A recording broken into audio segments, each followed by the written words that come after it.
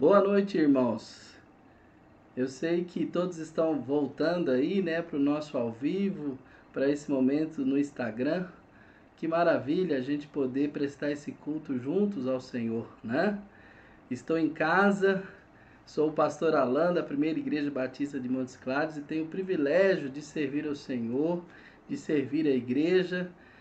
Então, eu quero falar sobre esse tema que está aí no nosso layout, né, do Stories, com os pés na terra, mas os olhos na eternidade.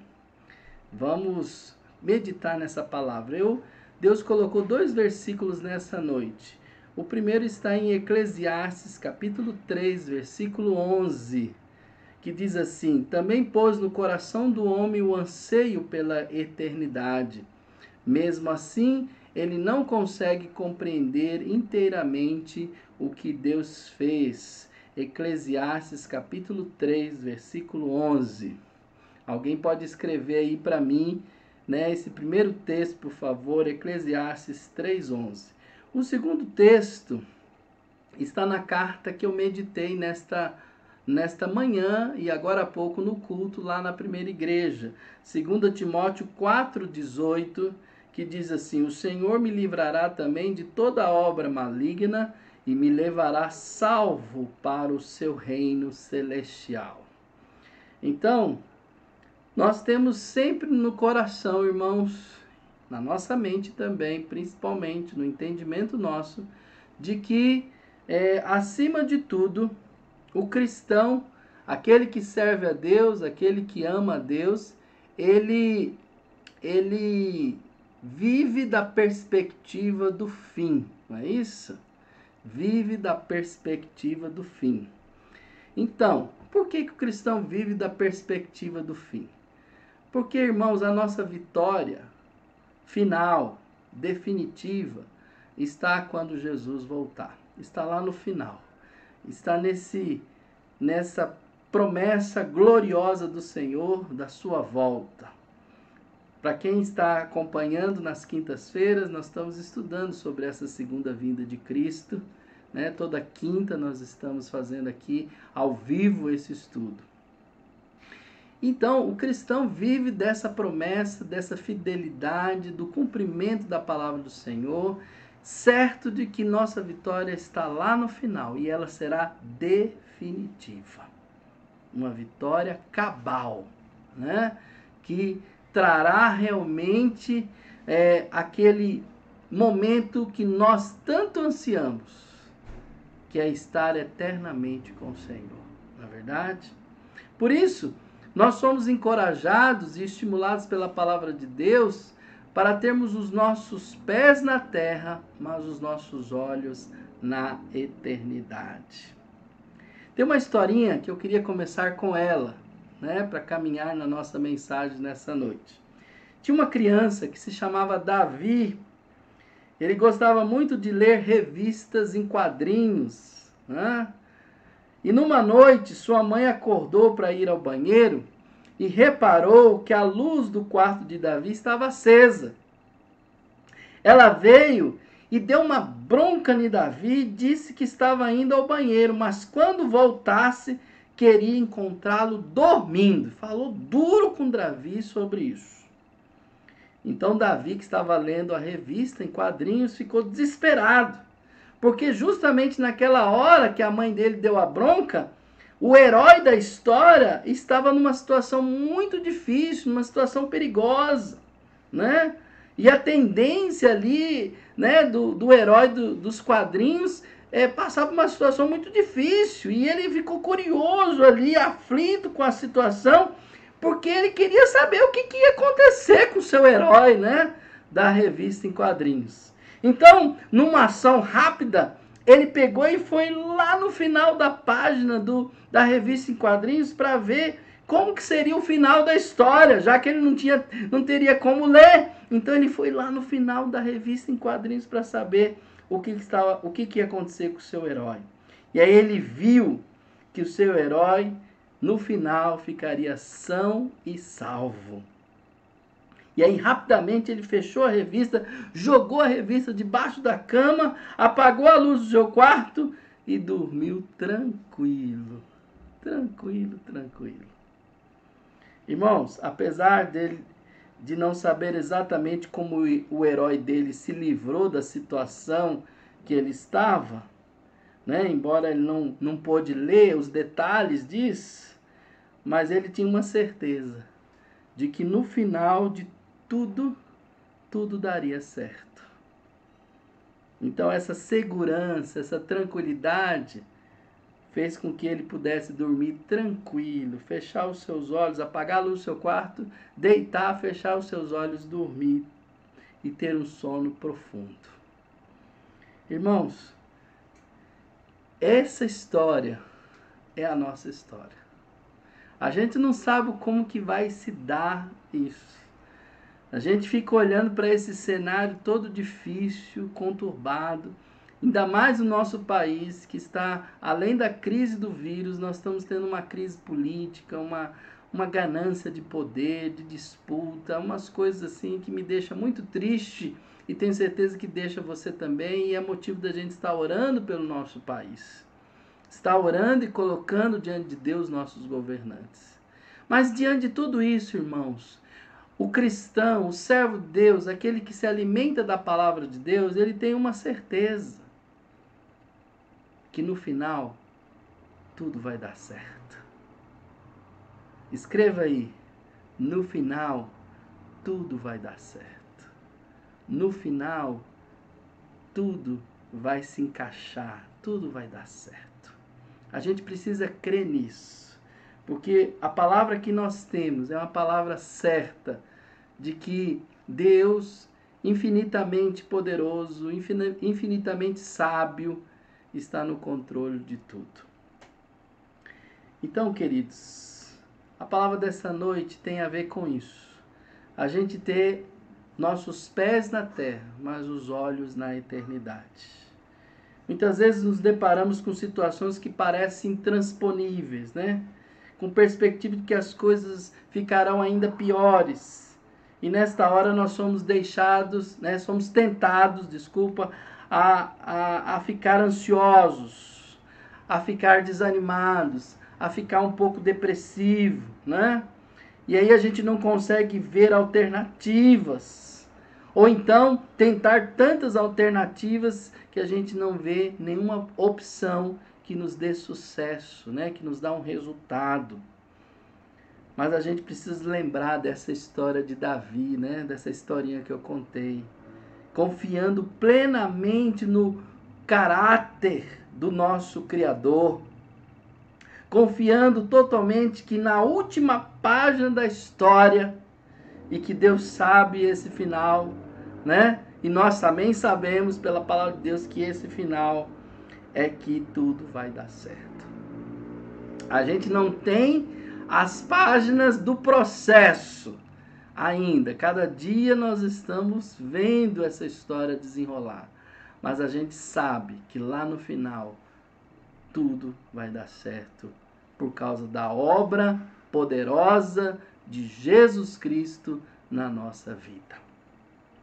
Então, eu queria dizer que durante esse momento que nós estamos passando, diante de situações de adversidade e crise, é que são reveladas as bases sobre as quais nossas vidas estão sendo construídas, sabia?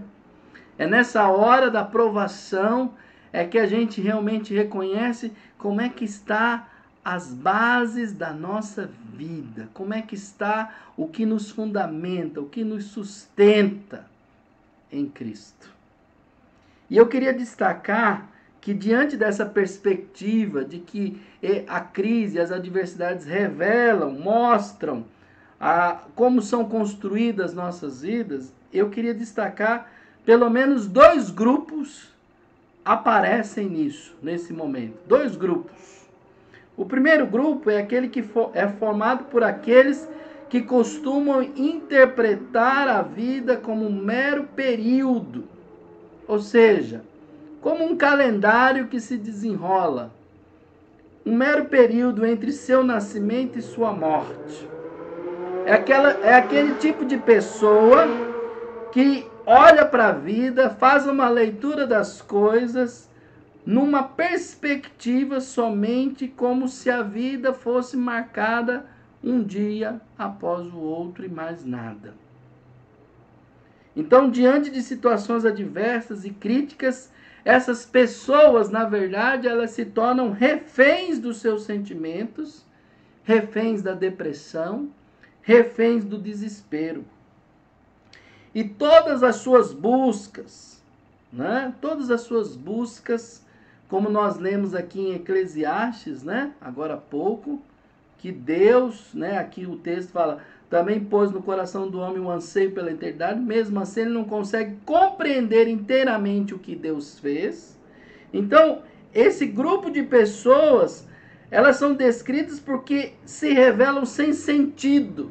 Em suas mentes não existe qualquer percepção de que a obra que Deus está realizando em suas vidas, bem como através delas, transcende a própria história. Elas não conseguem enxergar Deus. Elas não conseguem ler a situação, não conseguem ter uma interpretação à luz do critério, né, das promessas e da palavra do Senhor. Logo, o resultado para essas pessoas é a desesperança. Elas acham que a vida está no controle delas, está diante das energias dela, da força dela, da vontade dela. Esse é um grupo de pessoas. Mas há um outro grupo, formado por aqueles que, diante das mesmas circunstâncias do grupo anterior, creem que o sentido da vida transcende a própria história. Ou seja, as adversidades e as crises são interpretadas como parte de um plano maior, que tem como autor um Deus que os ama incondicionalmente. Então, através destas situações adversas, ele está constantemente lapidando suas vidas e os conduzindo ao exercício de sua vocação. Mesmo quando não pode entender o porquê de determinadas circunstâncias, eles podem continuar seguindo em frente por confiarem plenamente no caráter do Deus que está no controle da história e em sua promessa de que no final dará tudo certo. Dará tudo certo. Então, assim como o apóstolo Paulo, essas pessoas descansam como se já tivessem lido a última página da revista em quadrinhos de suas vidas. E, por sinal, parece ser exatamente isso que o apóstolo Paulo nos transmite ao escrever a sua última carta e nos dá as suas últimas palavras, quando ele diz: o Senhor me livrará também de toda obra maligna e me levará salvo para o seu reino celestial. Irmãos, apesar dele não conhecer todos os detalhes, né? Porque olha tantos anos se passaram já depois do apóstolo Paulo, apesar dele não conhecer os detalhes de como que Deus iria desembaraçar essa complexa trama que o envolvia, algo lhe dava uma confiança, a certeza de que no final tudo dará certo. Irmãos, nós somos privilegiados, viu, irmãos? Nós somos privilegiados de passar por isso que estamos passando. Nós somos privilegiados como igreja para ver e olhamos para essa palavra escrita há tanto tempo e que é tão real e tão verdadeira como se tivesse escrito ontem, né? E a gente tem o privilégio de ver o que Deus está fazendo. Irmãos, só não podemos ser duros. Como eu disse hoje na mensagem de manhã, usando o texto de Rubem Alves, que eu li para os irmãos alguns fragmentos do texto, pode procurar aí na internet, o texto dele, pipoca. A gente não pode ser piruá, a gente tem que ser pipoca. Tem que ser aquele milho que, passando pelo calor, ele estoura e vira aquela pipoca macia, porque é lapidado, transformado, né? Amadurece, como eu disse hoje de manhã e agora há pouco lá na igreja. Não podemos ser aquele piruá que não estourou, que não mudou, ficou do mesmo jeito e não houve mudança. Irmãos, O impressionante é que quando nós lemos as cartas escritas pelo apóstolo Paulo, ou tomamos conhecimento da sua história, através do relato do historiador e seu companheiro evangelista Lucas, que escreveu o Evangelho de Lucas e Atos, facilmente ali encontramos motivos suficientes para que ele se tornasse um indivíduo tomado talvez por depressão, por desesperança. Paulo fala inúmeras vezes de perseguições injustas, de traições dolorosas, de privações variadas, dentre tantas outras adversidades que o assaltaram em sua vida. Mas, apesar de tudo isso, suas palavras sempre demonstram determinação, confiança e otimismo em relação ao futuro. Mas de onde vem essa força interior que move o apóstolo Paulo, irmãos? O que faz com que Paulo tenha essa determinação, confiança e otimismo em relação à vida? O que é que ele tem? Nós sabemos que ao lermos com atenção seus escritos, encontraremos a resposta na esperança futura, simples e segura que possuía, sua firme convicção de que a vida não poderia ser contida pela morte e a sua certeza inabalável na existência de uma dimensão que transcende o período de sua história pessoal. E isso fazia com que sua perspectiva sobre as circunstâncias ao seu redor fosse sempre influenciada pela última página da revista em quadrinhos de sua vida. A convicção futura o motivava no presente. Irmãos, é por isso que a gente tem que estar com os pés na terra, mas com os olhos na eternidade. Amém? Com os pés na terra, mas com os olhos na eternidade. Então essa esperança futura conduzia Paulo à compreensão de que toda e qualquer adversidade enfrentada no presente, bem como toda perplexidade gerada pelo sofrimento que a acompanha, ganharia novo sentido quando observada sob a luz da eternidade. Apesar de não compreender plenamente a razão de determinadas circunstâncias, assim como nós muitas vezes nos questionamos: Deus, por que está acontecendo isso? Deus, por que isso está acontecendo com o nosso país? Por que os governantes estão agindo desse jeito? Por que Brasília está daquele jeito? Por que nosso país está dele? Por que a economia está assim? Por que está com essa quarentena? Assim como Paulo não entendia determinadas circunstâncias, mas a sua confiança estava depositada no caráter de Deus, que tem em suas mãos o controle da história. E isso levava Paulo a encorajar os cristãos da cidade de Filipos ao afirmar: estou convencido de que aquele que começou a boa obra em vocês vai completá-la até o dia de Cristo Jesus. Filipenses 1:6. Diga aí, escreve aí, participa comigo dessa live. Escreve aí: eu creio que Deus começou uma boa obra e Ele vai completá-la. Eu creio que Jesus começou uma boa obra e Ele vai completá-la na minha vida. Creia sim, meu querido.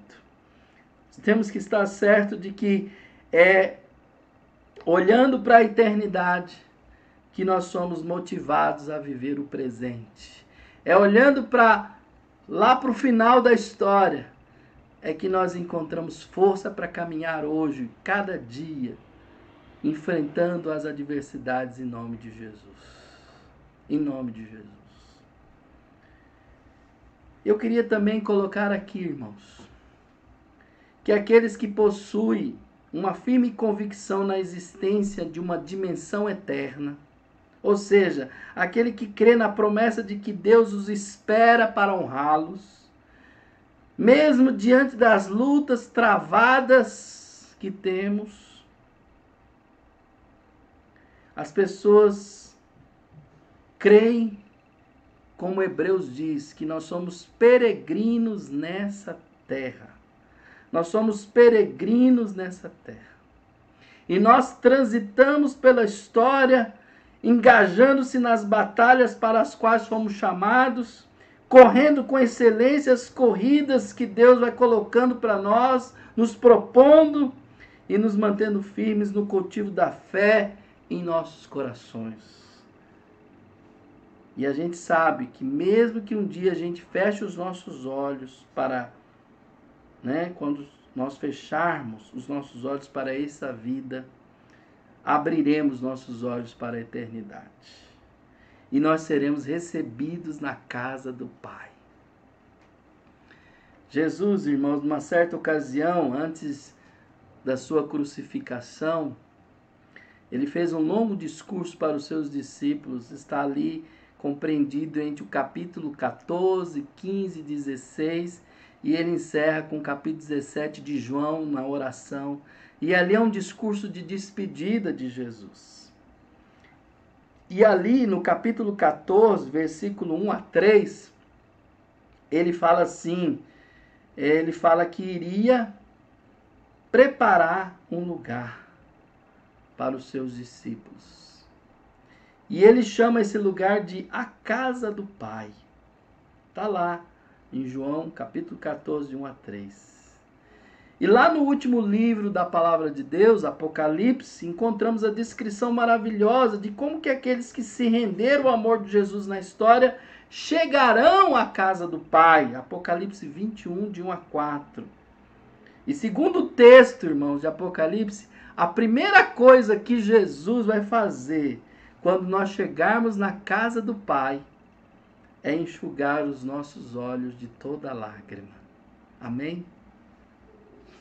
Eu entendo aqui, irmãos, que nós temos duas razões para isso acontecer. Por que que Jesus vai enxugar nossas lágrimas quando nós chegarmos à casa do Pai? Primeira coisa, irmãos, porque nesta vida, enquanto estamos com os pés na terra, nós temos uma história marcada de muitas lutas, adversidades, sofrimentos, decepções.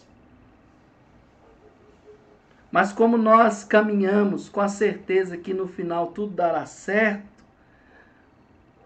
passando por essas adversidades, nós confiando no poder eterno de Deus, nós vamos renovando nossas forças. E a gente vai completando a vocação de Deus na nossa vida. No entanto, irmãos, lágrimas foram derramadas porque dores foram sentidas ao longo da jornada. Mas ao chegarmos à casa do Pai, Ele vai enxugar todas essas lágrimas. E carinhosamente essas lágrimas servirão de consolo e de acolhimento nos seus braços.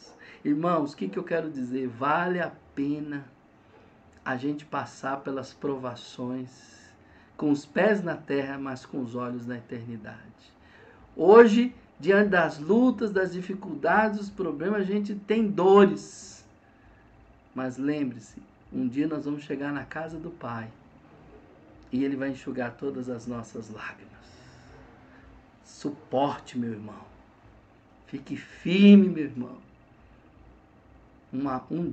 Esse dia, lá na casa do Pai, todo o sofrimento passado aqui valerá a pena, porque nossos olhos serão enxugados e os braços de Jesus nos acolhendo. Paralelamente, irmãos, a isso, ao consolo e aconchego oferecido, o Pai enxuga toda lágrima de seus olhos, porque em sua casa não existirá mais espaço para qualquer espécie de dor, de sofrimento e aflição. Tudo foi feito inteiramente novo. O mundo que Ele oferece agora é chamado de novo céu e nova terra. Neste, Ele estará sempre presente, cuidando de cada um deles. A relação da humanidade com a natureza será de harmonia plena, e a sociedade terá como marcas justiça, paz e igualdade. Então, queridos, nós precisamos estar com os olhos na eternidade. Por isso, o texto de Eclesiastes fala que Deus colocou no coração do homem esse anseio pela eternidade. Mas o homem, mesmo assim, não quer entender o que Deus está mostrando. Então, sinta-se feliz de você saber o que Deus está fazendo. Amém? Por isso eu queria terminar usando como ilustração o Salmo 73. O Salmo 73 foi escrito pelo musicista, né? Pelo levita Asaf. Asaf, ele não era um indivíduo qualquer, não, viu? Ele tinha uma fé madura, ele era líder musical nos ajuntamentos religiosos de Israel, ele era responsável por conduzir o povo nas canções que eram cantadas nesses ajuntamentos, estimulando homens e mulheres a se lembrarem do caráter de Deus e das suas promessas. No entanto, num certo momento da vida, mesmo com todas as experiências que Asaf tinha com Deus e da própria vida, ele foi assaltado pela desesperança. Como nós, irmãos, a gente pode estar com a fé madura, constante, mas uma hora vem aquele abalo, como se fosse um assaltante querendo nos roubar. E Asaf, ele conta isso no Salmo 73, como que seu coração experimenta uma angústia, né? Ele vive uma crise quando deixa que sua mente e seu coração sejam tomados pela indignação gerada pela imagem da prosperidade dos injustos e opressores, em detrimento das adversidades sofridas por aqueles que decidiram viver sob o amor e sob a orientação de Deus. Como nós, muitas vezes falamos assim, mas Deus, por que o Senhor está permitindo isso comigo? Eu tenho caminhado na tua presença. Aquela pessoa mesmo que não anda com Deus, que não teme a Deus, olha como que ele vive, muito melhor do que eu, Senhor.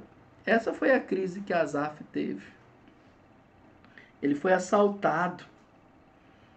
Por um momento, Asaf esqueceu de olhar na perspectiva do fim. Ele esqueceu. Teve uma amnésia ali por um instante e deixou que aquela crise tomasse seu coração e ele não conseguia mais perceber o que Deus teria. Como que Deus planejou a vida daqueles que o amam. Ele esqueceu por um instante. E isso faz me lembrar uma outra história contada pelo pastor Ray Stedman. Segundo ele, no início do século XX, um casal de missionários norte-americanos, após mais de 3 décadas servindo a Jesus, servindo a igreja na África, depois de 3 décadas, eles retornam para os Estados Unidos. No entanto, no mesmo navio que ele estaria voltando, estava também ali o presidente Ted Roosevelt, retornando de uma temporada de caça que ele fez no continente africano. E esse missionário, no momento que estava embarcando para o navio, ele viu uma multidão acenando ao som de uma banda, despedindo do presidente Ted Roosevelt, né, que estava embarcando no navio, e aquela multidão despedindo dele, fazendo uma maior festa, cantando música, com banda e tudo. Tudo numa festa de despedida para o presidente que havia vindo para a África por algumas semanas para caçar alguns animais. E aquela imagem ficou na cabeça do missionário, que ficou inquieto, né? Que ficou ao longo, né, da viagem, da travessia do Atlântico, ele ficou com aquela imagem na sua cabeça.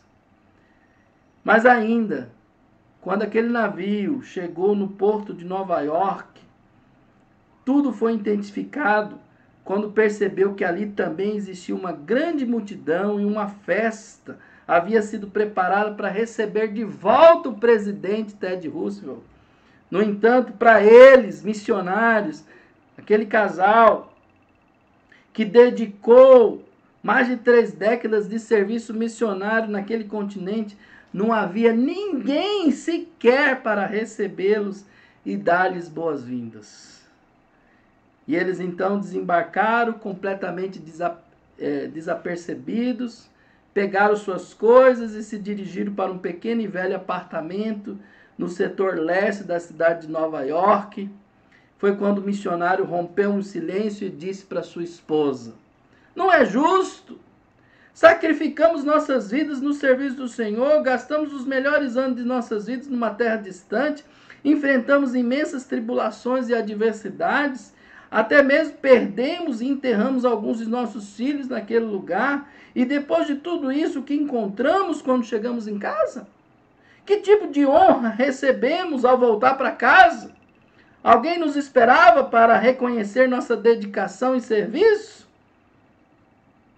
Ouvindo as palavras de revolta de seu marido, a esposa tentou de alguma forma consolá-lo, dizendo: querido, eu sei que não parece justo.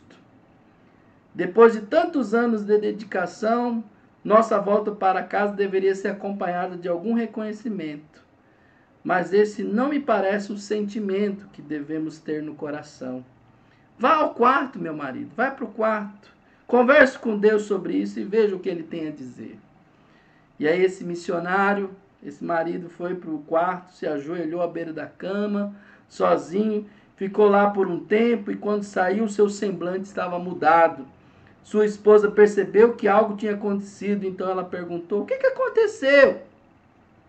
E ele respondeu: eu me ajoelhei e chorei diante de Deus.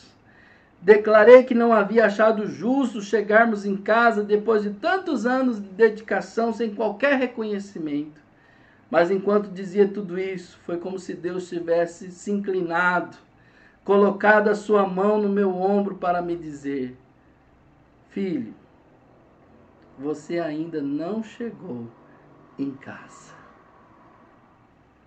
Irmãos e queridos amigos que estão me acompanhando, ao longo dessa jornada, como diz o apóstolo Paulo, combatendo o bom combate, completando a corrida e guardando a fé, não estamos isentos de assaltos da desesperança. Nesses momentos nós precisamos entrar na presença do Pai Celeste e deixar que Ele nos relembre que ainda não chegamos em casa. Precisamos deixar que Ele traga à nossa memória sua promessa de que no final tudo dará certo. Tudo dará certo. Pense um pouquinho, queridos, uma coisa.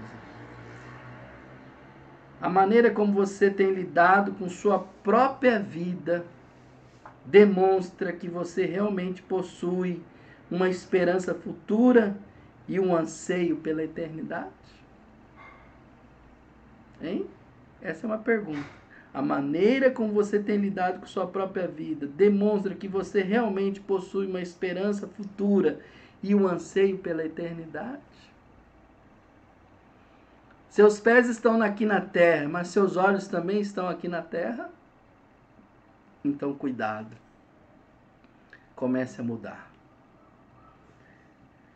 Segunda pergunta: como essa esperança futura e esse anseio pela eternidade pode influenciar sua motivação para com a vida diante das adversidades e crises?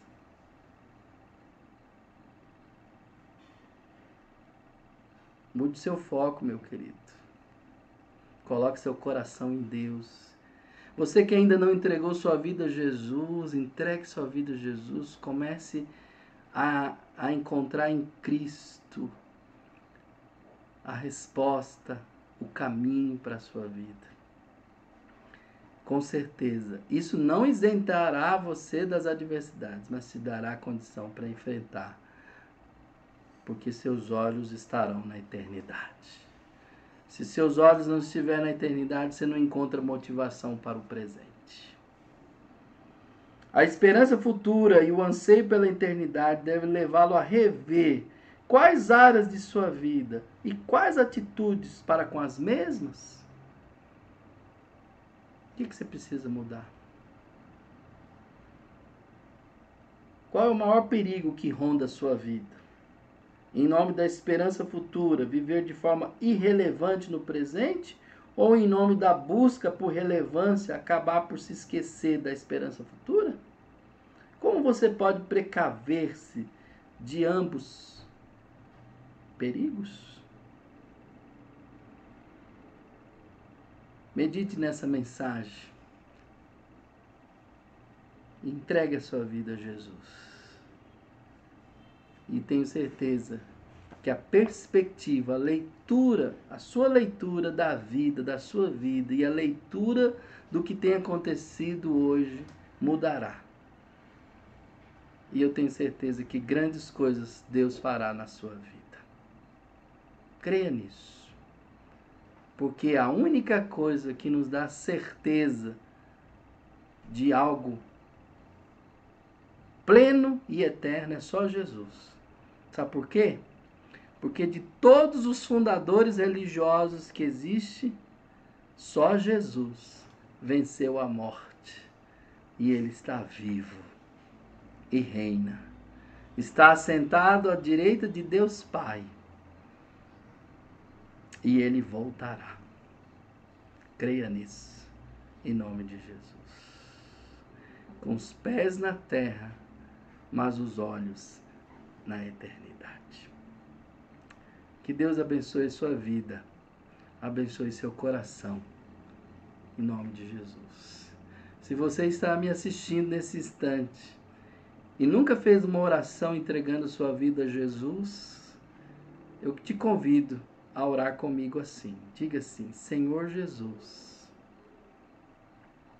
eu não quero fazer parte mais daquele grupo que olha a vida sem perceber a transcendência do teu poder, sem perceber que todas as coisas estão nas mãos do Senhor, sem perceber que a tua palavra foi escrita e que eu posso lê-la e posso entender os planos do Senhor. Eu não quero mais fazer parte desse grupo que não se interessa pelas coisas do Senhor.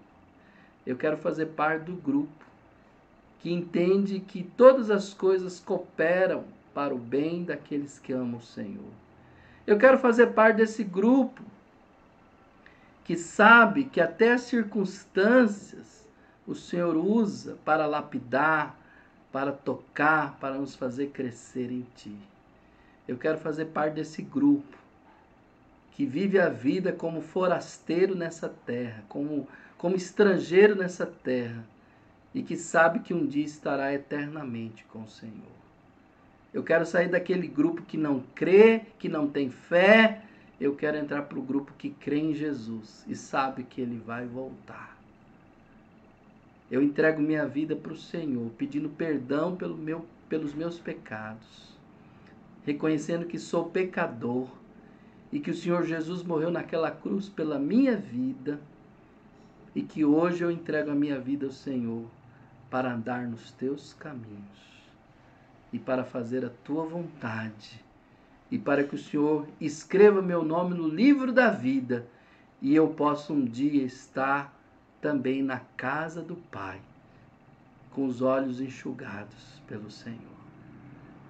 Faço isso, Senhor, e eu creio em Jesus e que isso possa ser o começo de uma nova vida para mim, Senhor.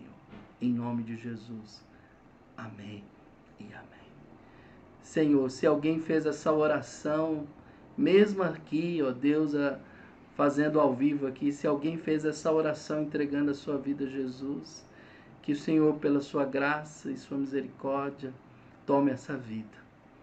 E que grandes coisas passe a acontecer nesta vida. Em nome de Jesus. Ó Deus, abençoe a tua igreja que está aqui comigo. Muito obrigado pelo retorno dos trabalhos na igreja. E que essa semana o Senhor possa nos dar a chance de ter a flexibilização desse decreto e a gente podendo fazer mais. E muito obrigado pela oportunidade de estar pregando, servindo ao Senhor nesse tempo, com saúde, com graça do Senhor. Abençoe a tua igreja e teu povo a cada dia, em nome de Jesus. Obrigado por tudo, Senhor. Em nome de Jesus, abençoa a minha casa e abençoa toda a casa aqui agora, toda a família. Em nome de Jesus. Amém e amém, Senhor. Muito bem, irmãos. Que Deus abençoe cada um de vocês. Tá certo? Fique com Deus. Um grande Abacuque, forte Abacuque para todos vocês. E vamos caminhar juntos em nome de Jesus, com os pés na terra, mas os olhos na eternidade, em nome de Jesus. Amém. Fique com Deus, irmãos. Um grande abraço.